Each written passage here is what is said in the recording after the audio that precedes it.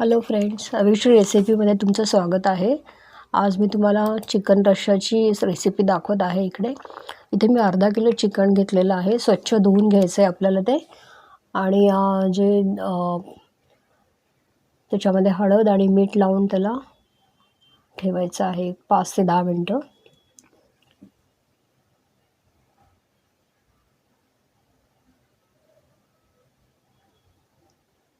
हळद आणि मीठ त्याला एकसारखं चोळून घ्यायचं आहे चिकनला आणि ते आपण ठेवून देऊया 5 ते 10 मिनटं. मीठ मी अर्धा चमचा घेतलेला आहे, कारण आपल्याला नंतर पण ज्यावेळी आपण मसाला वगैरे भाजू फोडणीचा त्यावेळी आपल्याला मीठ टाकायचं आहे, म्हणून इथे मी थोडंसंच मीठ घेतलेलं आहे, अर्धा चमचा. हे व्यवस्थित आपल्याला चिकनला चोळून घ्यायचं आहे. ते तुम्ही बघू शकता, मी ते व्यवस्थित चिकनला लावून घेतलं आणि 5 ते 10 मिनटं मी त्याला बाजूला ठेवून दिलं. तोपर्यंत मी कांदा वगैरे चिरून घेते. तर इथे तुम्ही बघू शकता 2 कांदे मध्यम आकाराचे मी चिरून घेतलेले आहेत बारीक. आणि आता आपल्याला चिकन शिजवण्यासाठी ठेवायचं आहे. तर आता इथे मी 3 ते 4 चमचे टीस्पून मी छोटे चमचे तेल घेतलेलं आहे. त्याच्यामध्ये आपल्याला ते 2 मध्यम आकाराचे जे कांदे बारीक चिरलेले आहेत ते टाकायचे आणि हलवून घ्यायचं आहे. कांदा चांगला लालसर भाजेपर्यंत भाजायचं आहे आपल्याला ते.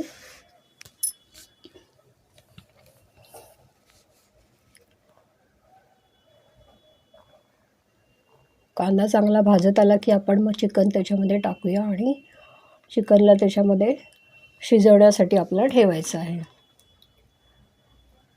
हळद आणि मीठ लावल्यामुळे चिकनला स्वतःचंच पाणी सुटत असतं. ते पाण्यामध्ये ते व्यवस्थित शिजलं जातं. आपल्याला वरून पण टाकायचं आहे थोडंसं पाणी, गरम पाणी टाकायचं आहे नंतर. इथे मी कांदा परतताना पण थोडंसं मीठ टाकलेलं आहे.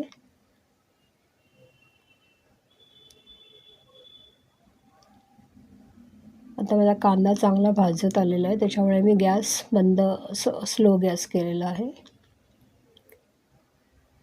आता इथे आपण चिकन टाकून घेऊया त्याच्यात. चिकनचा रस्सा करताना आपल्याला आधी चिकन शिजवून घ्यायचं आहे आणि नंतर मग आपण सर्व गरम मसाला वगैरे करून मग नंतर आपण त्याचा रस्सा फोडणी करून करायचं आहे आपल्याला ते. तर आता इथे आपल्याला चांगलं हलवून घ्यायचं आहे ते व्यवस्थित कांद्यामध्ये.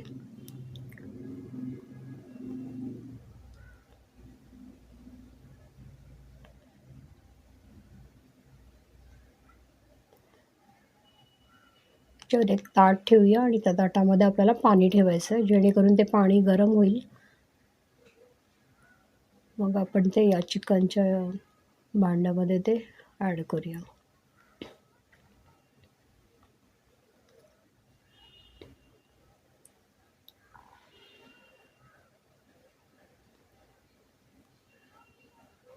तर इथे मी एक ताट ठेवलेलं आहे, त्याच्यात पाणी ठेवलेलं आहे.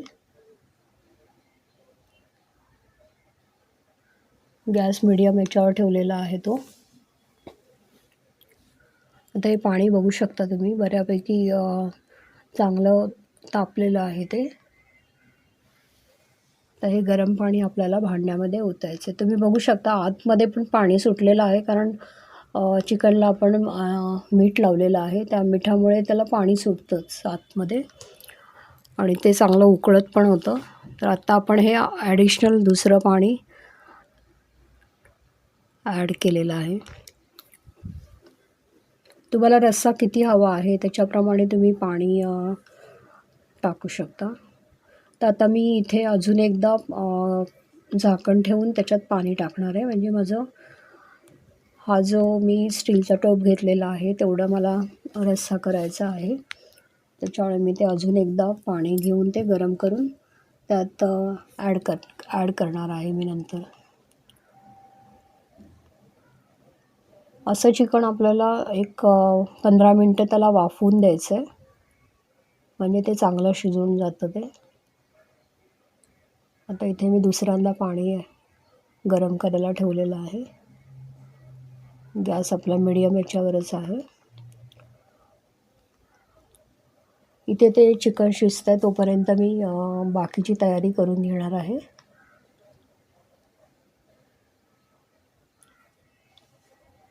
इथे पाणी गरम झालं आहे, ते पण मी त्यात टाकून घेते.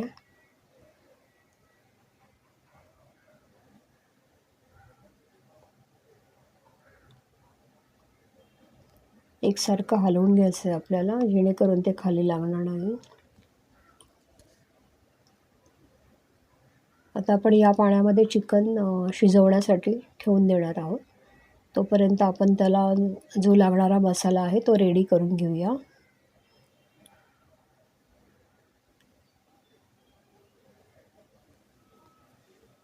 तर हे मी झाकण ठेवलं आहे त्याच्यावर. मंद गॅसवर ठेवायचं आहे आणि आपल्याला आता बाकीची तयारी करून घ्यायची आहे. तर इथे मी धणे घेतलेले आहेत अख्खे, नंतर मी जिरं घेतलं आहे, लवंगा घेतल्या 4-5, दालचिनीचे 4-5 तुकडे घेतलेत, मिरं घेतलेलं आहे 5-6, सुकं खोबरं घेतलेलं आहे मी खिसून, आलं आणि लसूण घेतलेलं आहे, कोथिंबीर घेतली आहे आणि पुदिना पण घेतला आहे. पुदिना ऑप्शनल आहे, जर तुम्हाला हवा असेल तर तुम्ही घेऊ शकता किंवा नाही घेतला तरी चालेल. इथे मी धणे पहिल्यांदा भाजून घेते आहे. हा जो अख्खा मसाला असतो आपण तो चिकन करण्याच्या वेळी जर केला तर त्याची टेस्ट थोडी चांगलीच येते. त्याच्यामुळे मी अख्खे मसाले घेतलेले आहेत इकडे. तुम्ही गरम मसाला पूडसुद्धा वापरू शकता.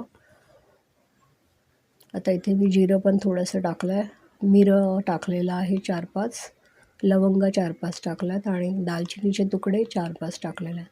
हे मी सर्व व्यवस्थित रोस्ट करून घेणार आहे आणि मग आपण मिक्सरमधून काढून याची पूड ठेवूया.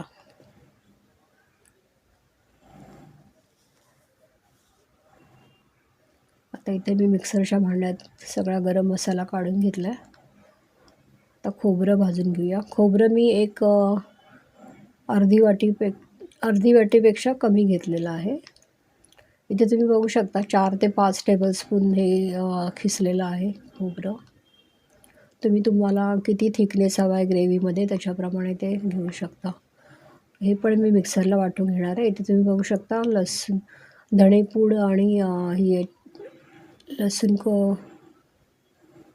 धणेपूड आणि खोबरं आपण सगळं वाटून तिथे ठेवलेलं आहे ताटात. आता इथे मी सगळा ओला मसाला वाटून घेते आहे. जसं आलं आहे, लसूण आहे, मिरची, पुदिन्याची पानं घेतली आहेत आणि कोथिंबीर घेतलेली आहे.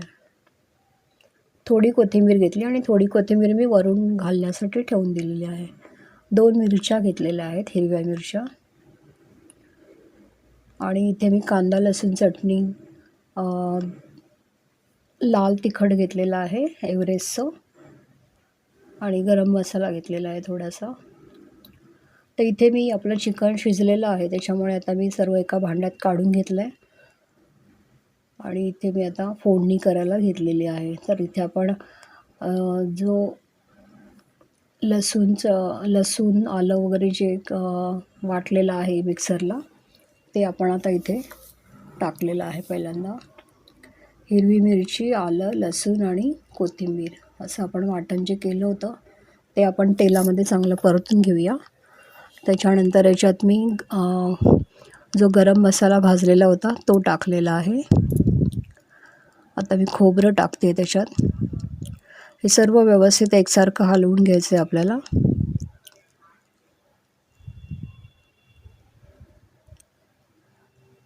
थोडंसं पाणी टाकलं की ते थोडं चांगलं भाजलं जाईल.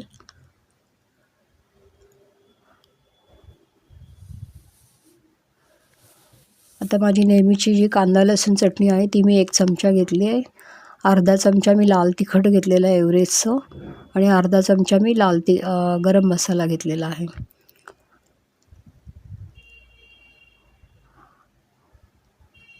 आणि धणेपूड आणि याची जी मी गरम मसाला वेगळा अजून भाजलेला आहे तो पण मी आता याच्यात ॲड करणार आहे. तो ॲड केला आहे आपण आधीच. तिखटाचं प्रमाण हे तुम्ही तुमच्या नेहमीच्या सवयीप्रमाणे कमी जास्त करू शकता.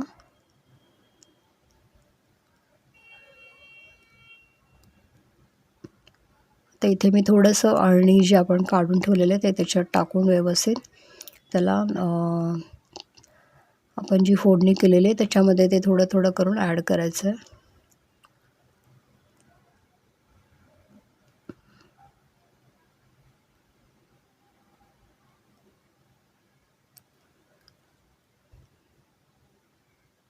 हा जो रस्सा आहे तो आपल्याला व्यवस्थित हळूहळू ॲड करायचा आहे. आणि इथे मी बघितलं आहे चिकन आपलं शिजलेलं आहे चांगलं. आपल्याला जे एक हाडाचा वगैरे जो पीस असतो तो घ्यायचा आणि त्याच्यात असं ते व्यवस्थित असं आपल्या हाताने तुटतं आहे की नाही ते बघायचं. तर आपलं चिकन शिजलं आहे हे त्याच्यामध्ये समजतं. तर आता इथे मी सर्व व्यवस्थित हलवून ठेवलं आहे.